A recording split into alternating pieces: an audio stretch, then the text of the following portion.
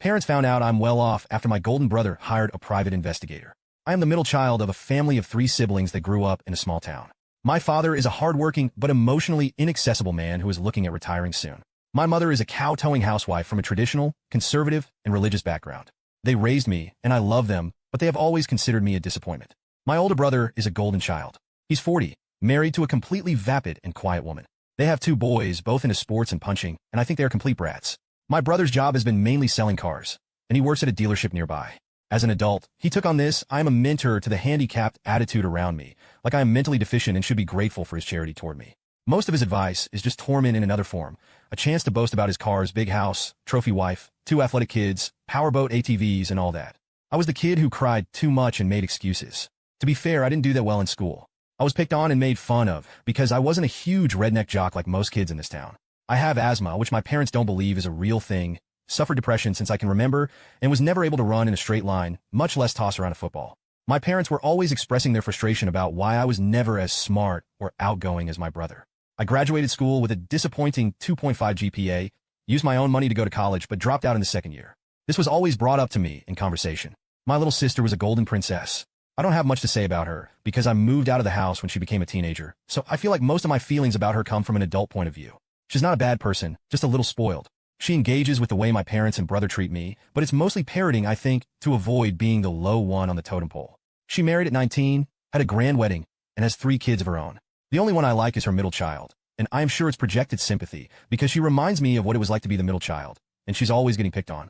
I was always an antisocial and awkward nerd.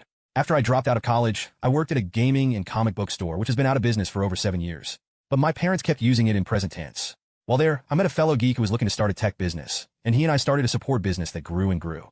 Eventually, he sold the company to a bigger company that had to buy me out. They did so with cash and stock, and then their stock did really well. During this time, I invested in or created some extra business interests, with a lot of them being lucrative. Without getting too much into it, I'm currently worth 7 figures of assets and currently work as a CTO of another private startup. But I don't live extravagantly because I don't need to.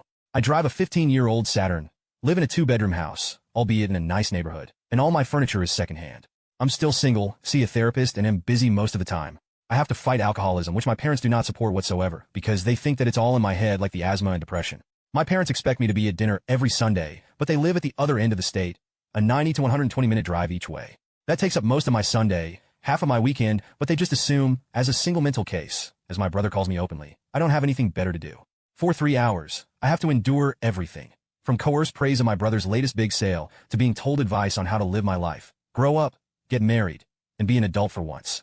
If I skip a dinner, I'll hear about it at the next one. My parents haven't said I am a moocher, per se, but it's implied, which always puzzles me. In fact, I never have a good answer from my therapist as to why I still kept going, because any success I have had is belittled or redefined in some negative light. I haven't exactly shared my life with anyone back home until very recently. Everyone still thought I worked in that gaming store. My life of retail sluggishness was compared to the outgoing, go-getter lifestyle of my brother, who had a real job like a grown-up. Games and comics were kid stuff. Anytime I mention technology of any kind, my brother talks over me like I haven't a clue. I have long since learned to just let him. It's very obvious that he's full of crap, but I feared calling him out because then I'd have to explain how I know that. Then I'd have to explain what I do. And I guess I was a little afraid they'd belittle that too. Last month, however, it changed because my brother got a hold of some of my personal data from mom and dad. He hired some private investigator company to give them a report on me as a person under the pretense that it was an employer background check. My guess is that they were going to have an intervention of some sort, but what they found shocked them. They found my net worth, where I live, which was not exactly a room and some shanty, and some other things I wanted to keep private. Because I deal in security, I got alerts of some unauthorized credit pulls, and long story short, I figured out what had happened. I was so angry, I hired that same agency to look up their net worth and assets. Needless to say, my brother was living way outside his means. He has several arrests for DWIs and public drunken conduct over the years, a few domestic disturbance calls, a file with CPS, but no current charges, scheduled IRS back payments, and 3 mortgage loans on his house. His credit is in the crapper. My parents were modest and had very little outside of what I already knew, boring and actually quite sensible in comparison. I didn't even look up my sister. When I came to dinner, I was looking to burn down some bridges. However, what I came into was even more depressing. My parents treated me completely differently. They awkwardly fawned over me like I was always the golden child. This caused my brother to lose his crap halfway through dinner. He tried to compete with me by possibly making up stories about recent commissions and a promotion, and I merely said that these were good things because of all the IRS tax issues, loans, and overextended credit. He denied all of it. I handed him a copy of my report and said it was he who inadvertently suggested that agency when he pulled mine. I have to confess, that felt good for a few minutes of my life. My parents scolded him with dramatic shock, but it was obvious they were in on it too. They had to have given him the social security number, for one. It was sickening, and I got no joy over the fight. I felt like I couldn't define the disdain I had for my family until this moment. They were all greedy cowards. The next hour, they threw each other under the bus while I just kept quiet when I could. Sometimes they turned on me, and I'd give nonchalant single-word answers or shrug a lot. My sister, her husband, my brother's wife, and all 5 kids just sat dumbfounded because nothing like this had ever happened before. Usually, it's pretty quiet and predictable. My mother starts the conversation. My father grunts a lot, my brother boasts a lot, his wife boasts a lot, and my brother and sister say what they are up to if they get the chance. Here and there will be some jabs about how I should look up to my brother and be a real man. Now, it was my mom, dad, and brother screaming about all this old news, like crap that happened to the family 20 or 30 years ago, and whose fault it really was. Like everything unraveled in an email, it became a free-for-all. Every stupid thing I felt about them was validated, and I feel like I should feel happy or have a sense of justice, but frankly, I feel terrible. I don't think I handled it well. I knew they were awful people. What was I hoping to accomplish by dragging my brother's dirty linen out? Now his kids know, for heaven's sake. It ended when my brother, red in the face with fury, blamed me for causing all the problems in this family in one huge summary. You should have never been born. You could tell my mom and dad were trying to shush him in a panic. Something I'd never seen them do before that night. But they never acknowledged how they treated me before. I got up at some point and told them I was tired of them all, and I wasn't coming back to dinner anymore. Then my parents accused me of withholding from them. They said some niece or nephew had some ailment I could have fixed and that I'd turned a blind eye. I was never aware of these things, and no one asked me for help. Frankly, I think they were making it all up on the spot, but I didn't say that. We thought you worked at a comic book store? No, I stopped correcting you 10 years ago. It hasn't been in business since 2011, something I mentioned more than once. Oh, how these narcissists rewrote history was beyond appalling and straight to embarrassing. I finally just walked out and drove home. I have mixed feelings. I feel kind of violated that now they know how much I'm worth, and there is definitely going to be pressure to pay them back because I saw them do this to my brother. I don't want to deal with that. Yes, I am grateful my mom and dad gave me hot food, fresh water, and my own bed to sleep in growing up. Yes, we went to amusement parks every summer, and no, I was not beaten by my parents at least. But I was definitely not their favorite, and I feel like any accomplishments I have had as an adult were done in spite of my upbringing. I grew up with them looking the other way when my brother punched me, kicked me, and verbally abused me, even if they think verbal abuse is not a real thing. I feel like I'm just done. I know they're my family, but I'm just so done with them all. I don't want them to die or anything. I just want to completely cut ties with them and close that chapter in my life. Of course, if I get a girlfriend and want to get married and have kids, how am I going to approach that? Now for the top comments before the update. Go no contact. The only reason they wanted you around before was so they could belittle you to make themselves feel good. And the only reason they want you around now is to get some of your money. Your family is no reflection of you. Frankly, they all suck. You are not a loser. You actually sound like a pretty neat person who got the wrong end of the deal when it came to family. Block their numbers and go live your life without them. I think you did an outstanding job. Lower your contact with your family as much as you like. You know they are only after your money, so you don't have to have anything to do with them on anything but your own terms. Keep talking to your therapist to help you move into a life without them dragging you down. Go no contact? Absolutely. If you can pack your things and move to a new city for a fresh start. Regarding dating, lots of people are estranged from their families. It can be weird to explain to a potential partner, especially if their familial ties are strong, but you certainly are not the first person who has had to take drastic steps like this. You will build a new family when the time is right. In the meantime, there are a couple of things I think you should do if you haven't already. 1. Put a security freeze on your credit accounts. If your brother used resources from the car dealership to pull this info on you, you may want to consider telling them. I don't think they would be pleased to hear they were complicit in fraud. 2. Get a lawyer. You are young, but catastrophes happen, and currently, your parents are your next of kin by default and will inherit everything. Maybe you don't care about that, but if you would prefer to see your assets go to someone else, get it in writing as soon as possible. 3. Find a good counselor. You may experience some grief in the coming months, and it will be helpful to talk through it with a professional. Update. After the explosive dinner where my family learned about my financial situation and everything fell apart, I decided to cut ties and focus on my own life. I didn't expect to hear from them for a while, but apparently they had other plans. A few weeks ago, my parents reached out to me. They started with small talk, trying to act as if everything was normal, but it wasn't long before they got to the real reason for their call. They wanted to talk about my older brother. My golden brother, who has always been their favorite, was apparently in dire financial straits. His lifestyle had finally caught up with him, and he was facing serious financial problems. My parents, without missing a beat, told me that it was my duty to help him out. They argued that since I had more than enough money, it was only fair that I share some of it with my brother to help him get back on his feet. They insisted that families should support each other and that I owed it to them to help my brother out of his mess. I was floored. After everything they had put me through, the years of neglect, favoritism, and belittlement, they had the audacity to ask me to bail out my brother. The same brother who had tormented me growing up, who had treated me like dirt, and who had never shown any remorse for his actions. I told my parents that I wasn't going to give my brother any money. I reminded them of how they had always treated me as the black sheep of the family and how my success had come despite their lack of support. I explained that I had worked hard for everything I had, and I wasn't about to hand it over to someone who had never respected me. My parents didn't take it well. They accused me of being selfish and ungrateful, claiming that I was abandoning my family in their time of need. They tried to guilt-trip me, saying that it wasn't fair for me to keep all that money to myself while my brother struggled. It was clear they believed I owed them and my brother simply because we were family. Things took an even darker turn when my brother himself called me. He was furious, saying that I was ruining his life by refusing to help him. He threw all kinds of accusations at me, calling me ungrateful, spiteful, and a disappointment to the family. He even went as far as to say that I owed him for all the advice he had given me over the years, despite that advice being nothing but torment. The final straw came when my brother threatened to come after me legally. He said that he would find a way to force me to share my wealth, claiming that I had manipulated our parents into disowning him and that I was the reason for his financial troubles. It was a blatant attempt to scare me into compliance, but I stood firm. I told him that any legal action he took would be met with strong resistance and that he had no right to my money. I made it clear that I was done with their games and that I wouldn't be manipulated any longer. After hanging up, I decided it was time to take definitive action. I contacted my lawyer and set up legal protections for my assets. I also changed my phone number and tightened my security measures to ensure that my family couldn't continue to harass me. It was a tough decision, but one that I knew was necessary to protect myself and my future. Since then, I felt a mixture of relief and sadness. It's hard to completely cut ties with your family, even when they've treated you poorly, but I know it's the right thing to do for my mental health and well-being. I'm focusing on my upcoming wedding with Alex and building a life that's filled with positivity and love. Thank you all for your continued support and encouragement. Your words have been a source of strength during these challenging times. I hope my story serves as a reminder that it's okay to set boundaries and protect yourself, even when it means making difficult decisions about family. Here's to new beginnings, self-respect, and the courage to stand up for what's right. Update 2. Hey, everyone.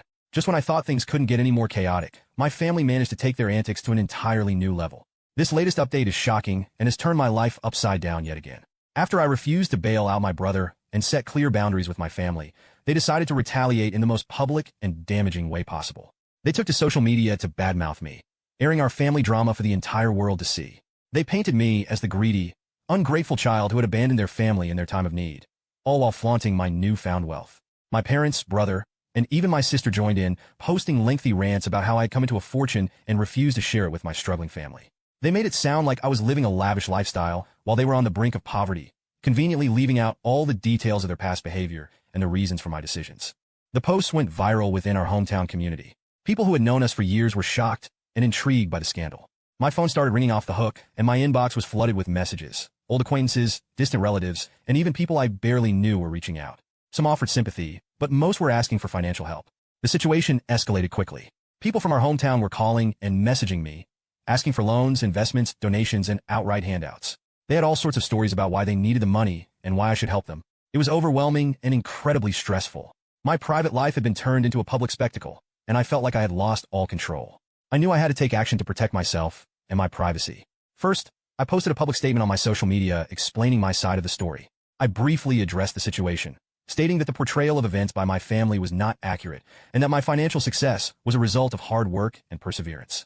I made it clear that I had no obligation to share my wealth and that I would not be entertaining any further requests for financial assistance. Next, I contacted a PR firm to help manage the fallout. They advised me on how to handle the media attention and work to mitigate the damage done to my reputation. I also hired additional security measures to protect my home and personal information from further breaches.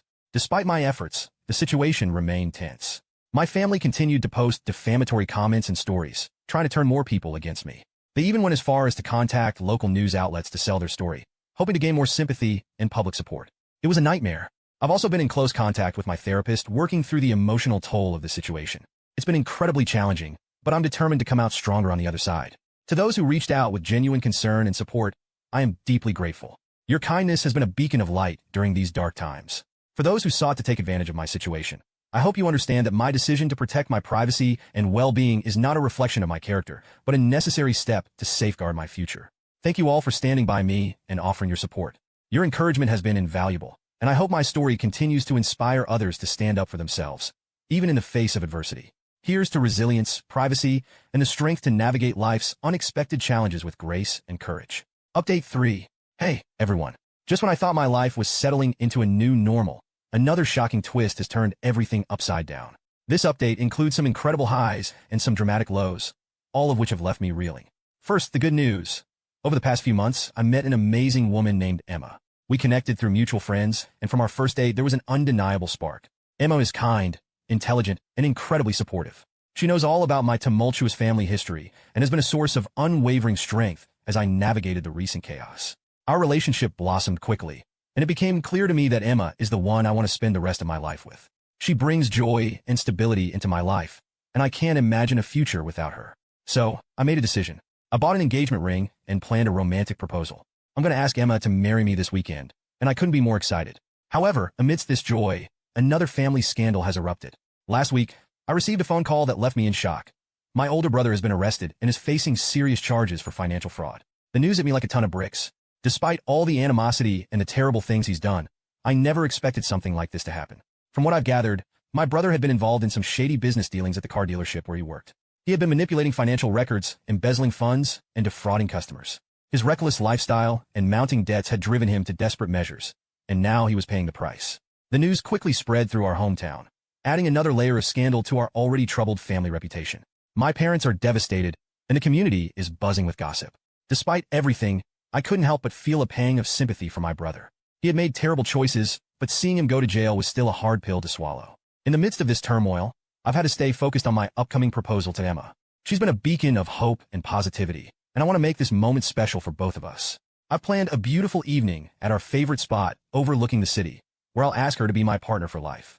This journey has been a whirlwind of emotions, and I'm grateful for the support of my friends, my therapist, and especially Emma. They've helped me stay grounded and focused on what truly matters.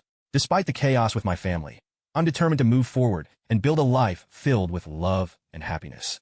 Thank you all for your continued support and encouragement. Your messages have been a source of strength during these challenging times. Update 4. Hey everyone. I didn't think things could get any more dramatic, but my family has once again outdone themselves. Just as I was preparing to propose to Emma, my family's desperate attempts to sabotage my happiness reached a new, shocking low. After planning the perfect proposal for Emma, I was on cloud 9. Everything was set for the big day, and I couldn't wait to ask her to be my wife. However, just days before the proposal, Emma came to me looking deeply troubled. She had received several messages and phone calls from my family, and what she told me left me furious. My parents and brother, in their never-ending quest to control and manipulate, had reached out to Emma behind my back. They told her a series of lies, painting me as a spoiled, ungrateful brat who had always taken advantage of them. They claimed that I was untrustworthy, selfish, and not the kind of person she should marry. They even went as far as to say that if she married me, she would be making the biggest mistake of her life. Emma, to her credit, didn't take their words at face value. She knows me well and understands the complexities of my family dynamics. But the sheer audacity and malice of their actions shook her, and she was understandably upset. She showed me the messages and recounted the phone calls, and I could feel my blood boiling with each word. This was the final straw. My family had crossed the line, and I knew I couldn't let this go unaddressed.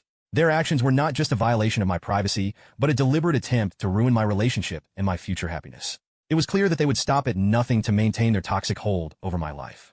After discussing it with Emma, I decided to take legal action. I contacted my lawyer and explained the situation. He advised me to file for a restraining order against my family to protect both myself and Emma from their harassment. I gathered all the evidence, messages, call logs, and witness statements from Emma, and prepared to take my case to the authorities. Filing the police report was a surreal experience. I never imagined that I would have to go to such lengths to protect myself from my own family, but their relentless behavior left me no choice. The police were sympathetic and took my complaints seriously, initiating the process to secure a restraining order. As the legal proceedings began, I felt a mix of emotions: anger, sadness, and relief. I was angry that my family had pushed me to this point, sad that our relationship had deteriorated so completely, but relieved that I was finally taking steps to protect myself and those I love. In the midst of all this chaos, I went ahead with the proposal. I took Emma to our favorite spot overlooking the city, and with my heart pounding, asked her to marry me. She said yes, and despite everything, it was one of the happiest moments of my life. Emma's support and love have been a beacon of hope through these dark times. The restraining order has been granted, and my family is now legally prohibited from contacting me or Emma. It's a tough pill to swallow, but I know it's the right thing to do. Protecting our peace and happiness is my top priority, and I won't allow anyone to jeopardize that. Thank you all for your unwavering support and encouragement. Your words have been a source of strength during these incredibly challenging times. Update 5. Hey everyone. It's been a whirlwind of emotions, and I have some incredible updates to share. This journey has been nothing short of a roller coaster, and the latest events have brought both joy and a final shocking confrontation with my family. Emma and I have officially tied the knot. Our wedding was everything we dreamed of and more. We decided to keep it a small, intimate ceremony with close friends and family who have been supportive throughout our relationship. It was a day filled with love, laughter, and the promise of a beautiful future together. As the wedding day approached, I received an unexpected message from my parents. They wanted to reconcile and asked if they could attend the wedding. They claimed they had realized their mistakes and wanted to be there to support me on my special day. My initial reaction was a mix of disbelief and suspicion. Given their past behavior, I couldn't help but question their motives. After discussing it with Emma, we both agreed that while reconciliation sounded nice in theory, we couldn't ignore the years of manipulation, deceit, and recent attempts to sabotage our relationship. We needed to protect our peace and the sanctity of our wedding day. So, with a heavy heart, I decided to tell my family to stay away. I met them at a neutral location to have a face-to-face conversation. My parents and brother were there, looking uncharacteristically subdued. They pleaded with me, saying that they just wanted to make things right and be part of my life again. My dad even apologized, albeit reluctantly, for the way they had treated me. But I knew better. The hurt and manipulation were still too fresh, and their sudden change of heart seemed too convenient. I told them firmly that their actions over the years had caused deep wounds, and while I appreciated their attempt at reconciliation, it was too little too late. I couldn't allow them to be part of my wedding as it would only bring more stress and potential drama. My brother, predictably, lost his temper. He accused me of being ungrateful and selfish, saying that I was tearing the family apart. My parents tried to guilt-trip me, but I stood my ground. I told them that my decision was final and that I needed to focus on my new life with Emma. The confrontation ended with them storming out, hurling accusations and threats. It was painful, but I knew it was the right thing to do. I couldn't allow their toxic behavior to overshadow one of the most important days of my life. Despite this turmoil, our wedding was perfect. Emma and I exchanged vows in a beautiful outdoor ceremony, surrounded by those who truly cared about us. The love and support we felt were overwhelming, and it was a day we will cherish forever. After the wedding, we decided to take a break from everything and went on a honeymoon to a secluded, peaceful location. It was exactly what we needed to start our married life on a positive note. We spent our days exploring, relaxing, and making plans for our future together. Returning from the honeymoon, I feel more determined than ever to focus on my marriage and my career. I've learned that it's okay to set boundaries, even with family, and that my well-being and happiness are paramount. Thank you all for your continued support and encouragement. Your words have been a source of strength throughout this journey. I hope my story serves as a reminder that it's okay to prioritize your happiness and protect yourself from toxic influences, even if it means making tough decisions about family. Here's to new beginnings, unwavering love, and the courage to stand up for what's right.